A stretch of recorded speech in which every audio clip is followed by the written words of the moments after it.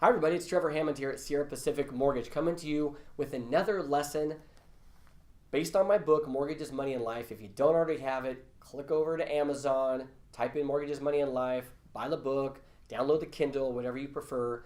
52 lessons on those three areas, mortgages, money, and life. I think that covers just about everything for us.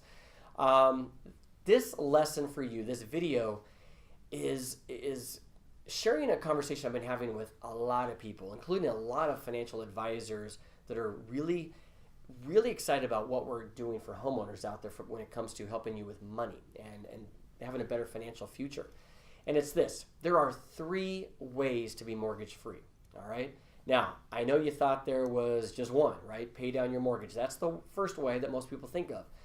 Make a larger down payment, prepay my mortgage, and eventually I pay it down over time.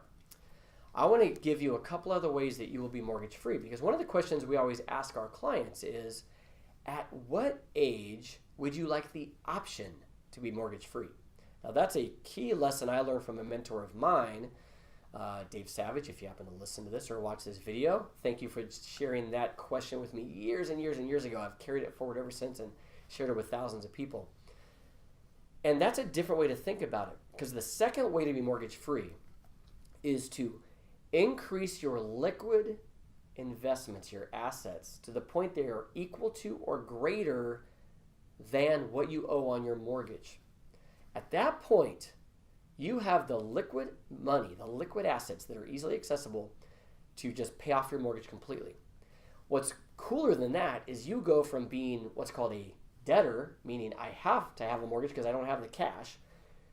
You go from being a debtor to a creditor, which means I have a mortgage for strategic reasons. Maybe it's the tax write-offs, maybe it's leverage or diversification, some of the concepts we teach people every day. But how good would it feel if you owed $200,000 on a mortgage, but you had $200,000 over here, not in retirement, not in my cash reserve bucket for emergencies, but in liquid investments, stocks, bonds, mutual funds. And at any time I could call up my financial advisor and say, George, we're out. I'm done. We're moving to Europe and I don't want to miss a mortgage payment. Please wire 200 grand over so I can pay off my mortgage. Now, odds are you're not going to do that, because you're going to love seeing that money in there, make a rate of return, maximize liquidity. You're going to sleep so good at night having that money over in this bucket versus the home equity bucket, okay? But the key here is that is another way to understand how to be mortgage free, okay? This is how a lot of affluent people, affluent meaning they've got lots of money, they handle their mortgages. They understand leverage. They understand the power of liquidity and having choices. So they carry a big mortgage, but they've got assets over here that are equal to or greater than that, or they're working towards that. Okay, the third way to be mortgage free, pay off the house. Okay, what happens when you sell the house? It gets paid off, right? The mortgage gets paid off. So here's what happens, okay, over 30, 40, 50 years of owning real estate, borrowing money on mortgages, repaying mortgages, until I come along and just kind of give a right hook to people mentally when we're meeting. Because what they do is they're going to be in the house, let's say they've been in the house 5, 6, 7 years, and they've spent a bunch of that time prepaying the mortgage. Let's say they're spending an extra $300 beyond the minimum mortgage payment. They're paying down the mortgage. And then they sell the house to go buy a new house. And guess what? You get all that prepaid money back. Didn't make you an extra dime on your house at all, did it? So $300 extra prepayment over a year is $3,600 extra you paid.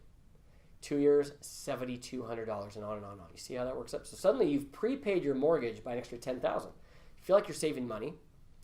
And when you sell your house, you have an extra $10,000 in your hands now. But it didn't make you any extra money. Guess what? That money was already yours. It was already in your checking account before you prepaid your mortgage. Okay? So now you're selling the house and the whole mortgage is paid off anyway. So what if you had just kept that $10,000 and put it into your child's college savings plan, or beefed up your 401k contributions, or whatever your retirement contributions are, or built your liquidity between stocks and bonds, mutual funds, whatever your financial planner recommends. So many other things you could have done with those same dollars, but you felt like you were making more money by doing so, or you made more money when you sold your house. No. So think about that before you send any extra money in. You can pay down the mortgage, absolutely. That's the way we all understand. You can build up your liquidity, your investments, to the point where they're equal to or greater than what you owe on the house. And now you're basically mortgage free on paper. Or you can sell your house. And when you sell the house, the mortgage gets paid off. And the house is all paid off because you're no longer there. So 2 additional ways to be mortgage free that I wanted to share with you. Again, a lot more than that to dive into the book if you want. Pretty cheap investment for you and your family around money and life and how to handle your real estate finance. Reach out to me personally if you have any questions, or I can point you in the right direction. Very happy to do so. It's what we do every single day. Trevor Hammond, Sierra Pacific Mortgage, out.